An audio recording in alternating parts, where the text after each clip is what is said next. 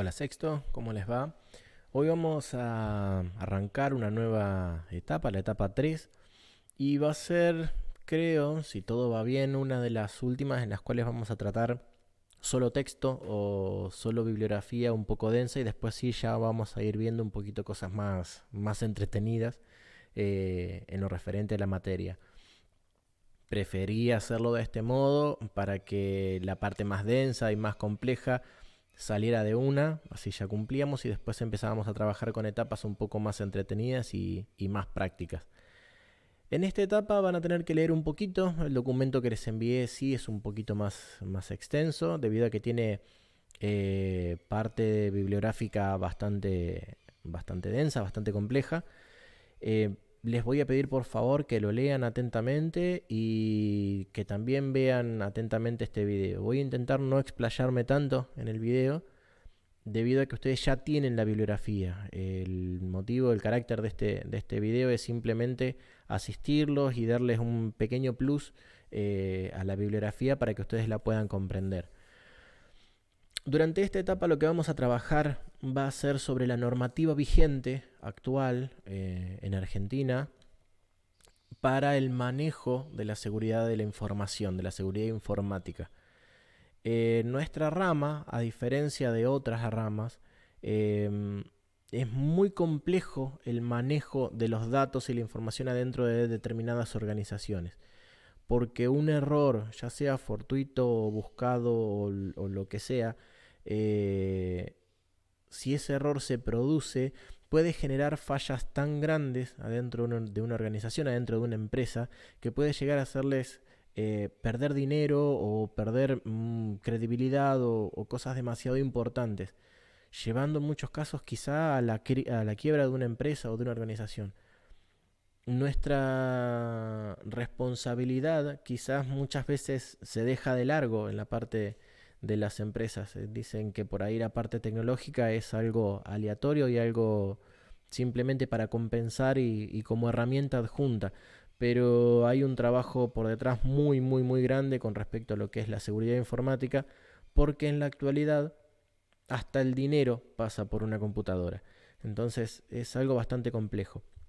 Las normativas vigentes en la Argentina se volvieron, entre comillas, obligatorias desde hace más o menos unos 10 o 11 años. Eso no significa que antes no existieran reglamentaciones.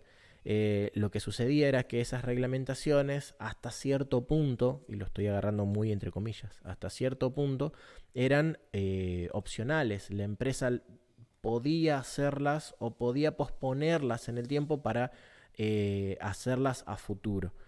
En la actualidad, las empresas deben cumplir con determinados reglamentos que le exige la AFIP para poder tener su habilitación correcta. Muchos van por el tema de la parte de seguridad, otro por la parte de contaduría, la parte de papeles, por así decirlo. Y obviamente en la parte de seguridad informática también tiene un punto de injerencia. La normativa vigente puede ser variada, hay un montón de normas que pueden utilizarse o que deben utilizarse en una organización, pero una de las más conocidas con las cuales se rigen varias empresas es la norma 27001 de la organización ISO. Si ustedes se fijan, ISO está desarrollando normas y especificaciones técnicas para un montón de aspectos. Tiene un abanico muy amplio y la parte de informática no queda exenta. La 27001 tuvo ya varias modificaciones. La última modificación grande, importante, creo que fue allá por 2005. Actualmente debe haber una actualización nueva, pero no es de tanto peso como la de 2005, en la cual se anexaron mucha cantidad de verificaciones y de controles que antes no se tenían en cuenta. Fíjense que acabo de decir que en Argentina se le empieza a prestar atención o darle un poco de obligación al tema de la seguridad y de las normas y los controles más o menos hace unos 10 años. Y fíjense que esta norma ya tuvo una modificación en 2005, significa que es mucho más antigua. Ahí vemos hasta qué punto en algunos países, que no es solamente en Argentina, hay países, hasta primermundistas diría yo, que no le prestaban mucha atención al tema de la seguridad informática. Es más, vamos a ver varios casos en el año en el cual vamos a notar de que prestarle atención a la seguridad informática o no les ha causado bastantes problemas a muchos lugares. La norma 27001 de ISO trata sobre la gestión de la seguridad informática. Habla sobre el sistema de gestión de seguridad de la información. Así es el nombre específico que viene con esta normativa. Y son una serie de pasos que debería cumplir una organización para obtener una especificación técnica o una habilitación técnica por ISO bajo esta normativa 27001. Busquen, hay un montón de normativas ISO, muchas son de calidad y demás, y bueno, la 27001 hace como un panorama general, un refresco general para decir qué etapas o qué puntos de elaboración se establecen para generar un sistema correcto de seguridad de la información. En este caso, la norma la separa en 9 estadios diferentes. Nosotros vamos a ir viendo muy por arriba en este video, ustedes lo van a leer en profundidad, pero lo vamos a ver muy por arriba, cada una de estas partecitas, ¿sí? La etapa 1 habla sobre el análisis y la evaluación de riesgos. El análisis y la evaluación de riesgos es obvio, sale por sus mismas palabras. Nosotros debemos hacer un correcto control y una correcta revisión para ver cuáles son los puntos fuertes o los puntos débiles de nuestra organización, obviamente, pero para prestarle atención a esos riesgos, a las amenazas que están ahí a la espera de generar un fallo adentro de nuestra organización o de nuestro sistema de información. Van a notar que hay casos mencionados extremos adentro de la normativa, como está mencionado, y hay otros que son muy sonsos. Creo que menciona una pulsera magnética. Que uno dice, una pulsera puede llegar a ser un cambio tan grande o puede provocar un daño tan terrible adentro de una empresa. Sí, hace en algunos casos las cosas más sonzas pueden provocar daños terribles y en algunos casos irreversibles que no se pueden recuperar. Entonces el análisis de este primer punto es algo muy importante que no se debe omitir si nosotros queremos cumplir correctamente con las normas, y debemos ver justamente eso. En el análisis y evaluación de riesgos estamos viendo justamente cuáles son nuestros puntos débiles o por dónde nos pueden atacar o por dónde puede venir la falla. La siguiente o el siguiente punto, la siguiente etapa de este sistema es la implementación de controles. Nosotros debemos hacer controles internos adentro de nuestra empresa o adentro de nuestro sistema de información. Es recomendable hacerlo y tenerlo planteado de antemano, pero no cerrarse solo a esos tipos de controles, sino estar abiertos a nuevas propuestas para seguir aumentando los niveles de seguridad. Si yo me quedo con mis sistemas de control de hace 10 años, seguramente que en estos años que transcurrieron hubo cosas nuevas que aparecieron y yo me quedaría en el tiempo y entraría en riesgo a nuevas amenazas que puedan llegar a aparecer. Eso significa que yo tengo que hacer o trabajar en un sistema flexible y adaptativo a futuro. Yo tengo que implementar controles, lo tengo que prever, lo tengo que hacer de antemano, pero aún así debo estar abierto a nuevos sistemas de control. En este caso, la norma separa en dos grandes grupos, ¿sí? Lo separa por un lado las políticas de seguridad de información y del otro lado los controles operacionales. ¿Cómo se pueden dividir estos? Bueno, las políticas son como las reglas de juego que yo debo cumplir adentro de la organización o adentro de la empresa. Entonces yo debo cumplir con determinadas reglamentaciones adentro del lugar donde yo me estoy moviendo, donde yo estoy trabajando. Y el control de operaciones son los sistemas de control específicos de la parte técnica. En un lado es cómo debe comportarse un empleado, del otro lado es qué controles debemos hacer nosotros pura y exclusivamente en carácter técnico adentro de esa organización o de esos sistemas de control. El siguiente punto es la definición de un plan de tratamiento. ¿Qué significa? Bueno, yo ya hice un análisis para ver los riesgos que yo puedo llegar a tener en mi organización. ¿Qué cosas están ahí amenazándome? En la siguiente son las implementaciones de los controles que yo fui haciendo para ver cómo estoy parado y cómo me estoy preparando en el hipotético caso de que yo reciba una de estas fallas o uno de estos ataques. En este caso es la definición del plan de tratamiento real, ¿sí? Para ir mejorando todo eso. Si yo simplemente me quedo con la idea de que mi sistema tiene determinadas fallas o es propenso a determinados riesgos y me quedo solo con esa idea de saber que es riesgoso, no estoy haciendo ningún cambio en realidad. Lo que yo debería hacer es encontrar específicamente cuáles son mis riesgos y hacer modificaciones o un plan de tratamiento, como dice en este caso, para hacer una mejora constante y continua adentro de mi sistema de información. Hacerme cada vez más fuerte. No puedo hacer un cambio radical de un día para el otro en una organización. Es imposible, no trabaja así la vida real. ¿Lo puedo hacer en un ejemplo? Sí. ¿Lo puedo escribir en una hoja de papel?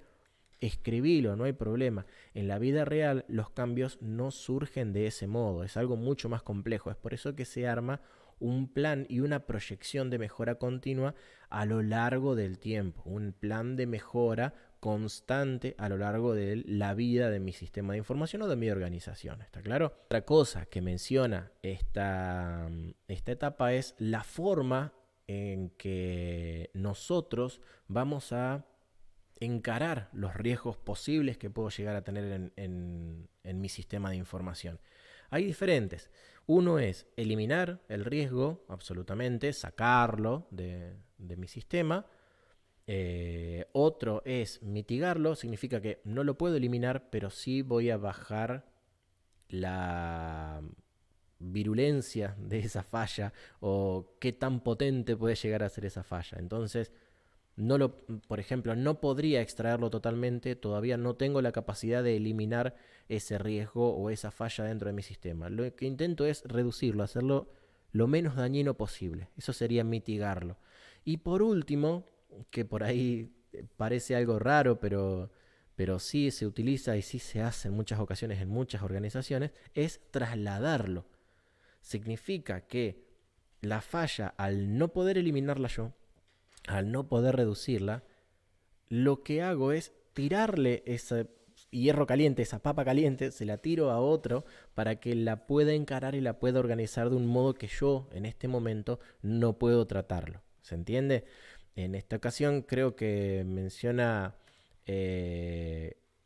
creo, si mal no recuerdo, en el texto menciona la contratación de un seguro o la contratación de terceros a mi empresa. Eso significa que si se produce un fallo, ya está, no puedo hacer nada, pero tengo un seguro ahí que, bueno, en el caso de que tenga esos fallos, puedo recurrir al seguro. No lo eliminé, no lo mitigué, no hice nada, simplemente trasladé la responsabilidad momentáneamente, ¿sí?, a un tercero. La siguiente etapa habla sobre el alcance de la gestión. Y ahí no estamos hablando de tema de tiempo, ni tampoco de superficie, no estamos diciendo de acá hasta acá es mi trabajo. Lo que habla el alcance de la gestión es saber las dimensiones reales y los volúmenes reales de datos sensibles, quizá, que yo pueda estar trabajando en mi sistema analizado o en mi organización analizada.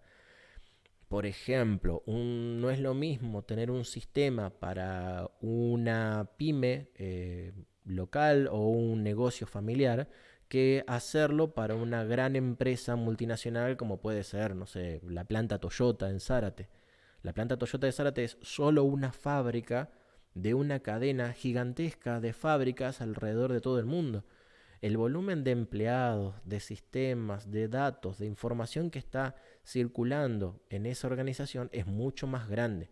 El alcance de esa gestión de cambios es mucho más grande que lo que yo puedo analizar en un sistema local o en una pyme o en un negocio familiar.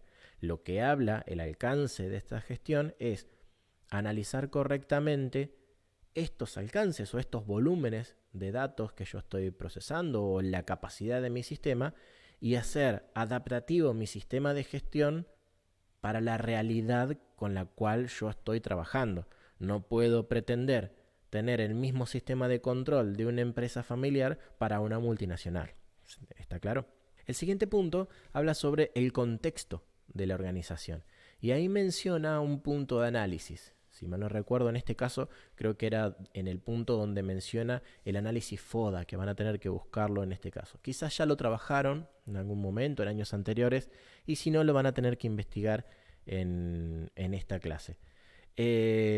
Lo que hacemos en este control, en este punto, en el quinto punto, es ver nuestras posibilidades negativas y positivas adentro de nuestra organización y las positivas y negativas afuera de mi organización, pero que están rodeándome.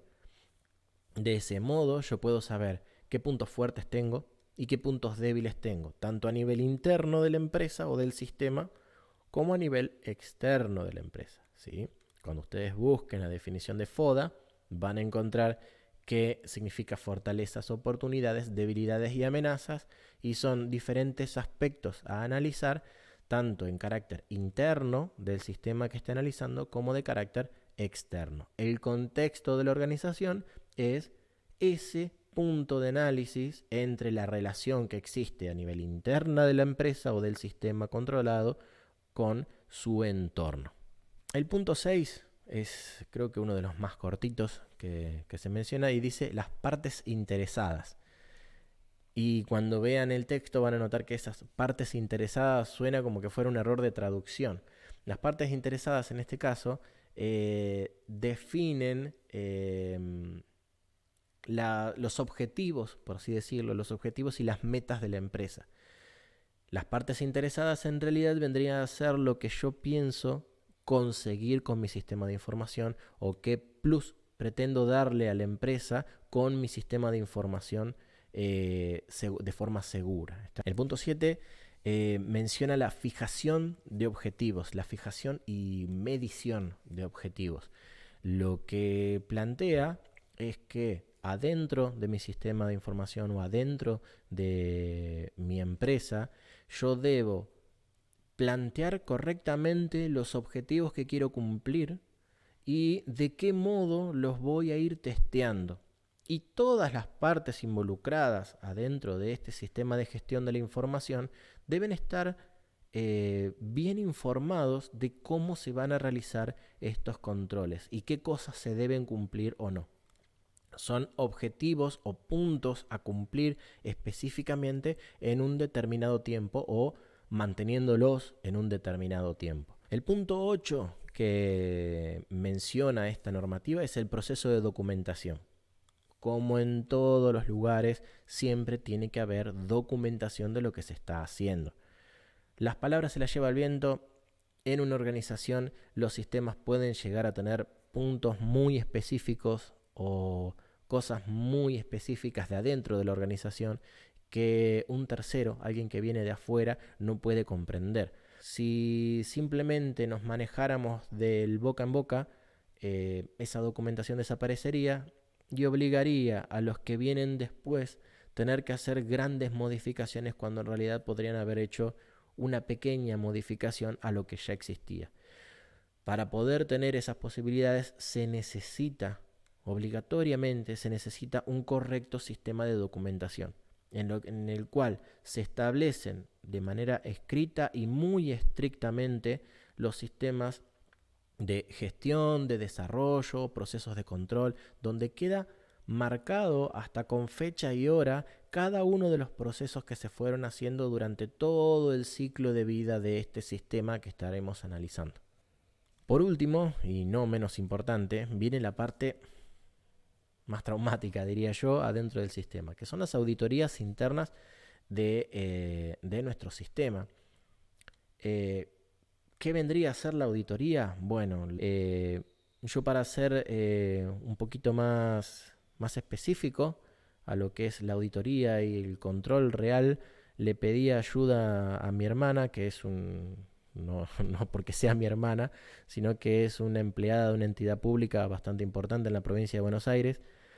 Es estudiante del último año de la carrera de contador público por la Universidad de Luján y tiene una especificación actualmente relacionada con lo que es la seguridad adentro de estas organizaciones, y justamente una de sus tareas es hacer auditorías o estar en contacto con auditores durante su periodo laboral, durante su trabajo.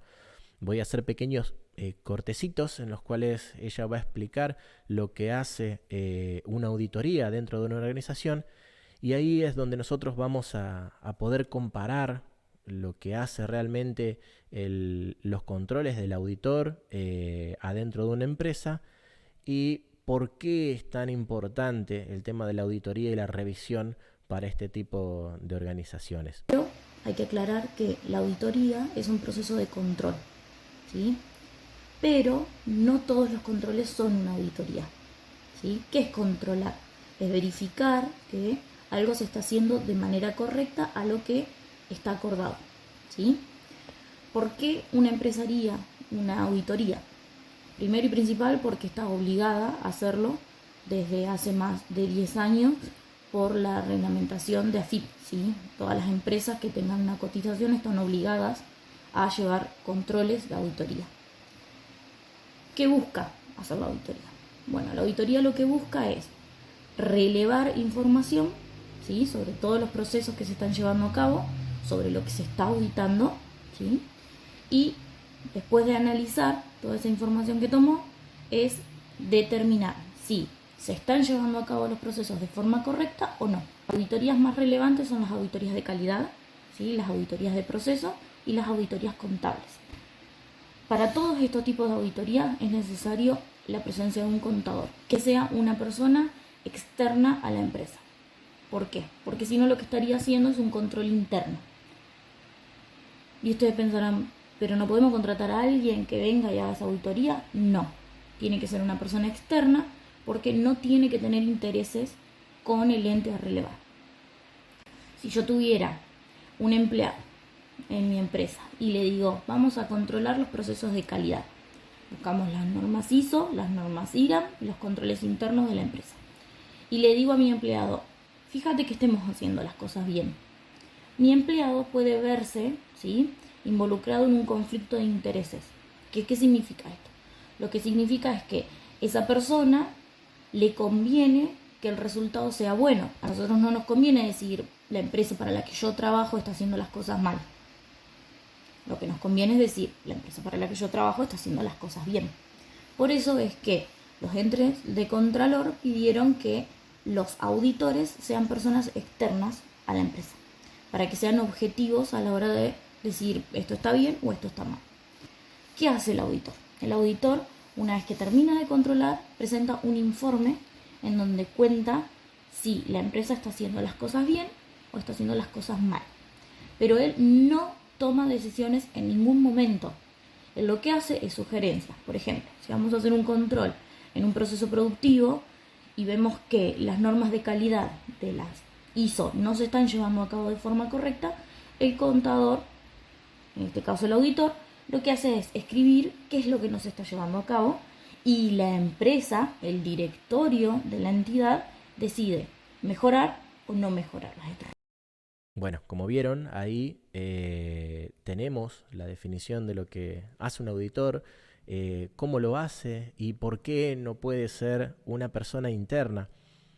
Quizás en muchos casos ustedes se sienten y lo piensen y digan, y no, sí, es obvio que un auditor no puede ser de la misma empresa, pero no siempre es obvio. En muchas organizaciones por ahí nos quedamos con la idea de que si nosotros lo controlamos de forma interna, basta y sobra y ya está. Y no siempre es así. Es por eso que las reglamentaciones y las normativas vigentes, por más que en algunos casos no les simpaticen a todas las personas, en muchos casos son necesarias, sobre todo con el tema de seguridad. La seguridad de la información actualmente tiene un peso muy, muy, muy grande, tanto en organizaciones como en la sociedad toda en general. si nosotros no tuviésemos procesos de control o de regulación como los que se mencionaron en esta etapa, sería todo un poco más caótico, un poco más difícil de manejar. Es por eso que por ahí con este videíto y con la bibliografía podemos tratar correctamente lo que en realidad debería ser una empresa a la hora de regular y de controlar cómo se manejan los datos y la información adentro de un sistema. Tienen tiempito suficiente para hacer la actividad de esta etapa. También van a tener un tiempo suficiente como para poder enviar sus consultas, sus dudas, así que tómense su tiempo, no es una carrera para ver quién entrega primero la actividad. Por favor, siéntense, revisen, lean atentamente todo el texto, miren el video, tomen sus apuntes y vayan haciendo consultas en el hipotético caso de que algo no les haya quedado muy claro. Más adelante vamos a ir haciendo análisis de determinados ejemplos de determinadas organizaciones o de determinados sistemas. Y lo vamos a ir haciendo a partir de algunos de estos aspectos mencionados en esta norma. O sea, vamos a ir viendo debilidades, vamos a ir viendo amenazas, vamos a ir viendo el alcance de un sistema, vamos a ir viendo las partes interesadas de un sistema. Entonces, es bueno que en este momento ustedes lo trabajen, lo comprendan y sepan bien de qué se trata toda esta normativa. Porque más adelante lo vamos a dar como si fuera obvio, que ya se sabe, pero en realidad tiene un punto clave que es justamente esta bibliografía. Intenté hacerlo lo más cortito posible. Es una bibliografía para trabajar más o menos en 3 horas. Creo que lo voy a reducir con este video. Se reduce más o menos a unos entre 20 minutos y media hora. Espero haberlo hecho lo más corto posible. Espero que se encuentren bien. Y bueno, estoy a la espera de sus mensajes y sus consultas. Será hasta la próxima. Chau, chau.